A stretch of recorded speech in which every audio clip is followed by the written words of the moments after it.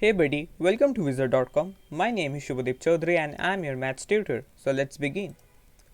According to the question, we have been given an equation in B, and from here we have to find the value of A, where A is the coefficient of B. Now in this type of questions, what we have to do is we have to individually solve the left hand side, and then we have to compare the terms present in the left hand side with that present on the right hand side. And that's how we are going to find the value of the coefficient of B, that is A. So let's proceed. So in the left hand side we have minus of 9b square plus 7b plus 3 multiplied by minus of 3b square plus 9b plus 3. Now if we carefully observe, then we might see that we only need the coefficient of b. We don't need any other coefficients. So we are going to strategically solve this expression. So we are only going to find those terms where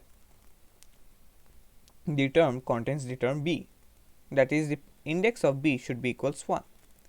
So any number when multiplied by minus of 9b square is going to have the index of b as 2.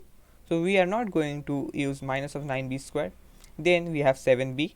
So index of b is 1, so we have to multiply it with a constant in order so that the index of b remains same. So 7b multiplied by 3 will give us 21b. So 7b multiplied by 3 will give us 21b, right? And then 3 multiplied by 9b is going to give us 27b. So upon further simplification we will get 7b multiplied by 3, which is 21b, and then we have 27b. So 21 plus 27 will give us 48b. Now in the right hand side we have the coefficient of b as a. Therefore comparing left hand side and comparing left hand side and right hand side, we get 48b equals ab. So b and b will cancel out each other, and thus the value of a will be equals 48. Therefore upon checking the options, we see that option B will be our required final answer. So that's it. Thank you and have a great day.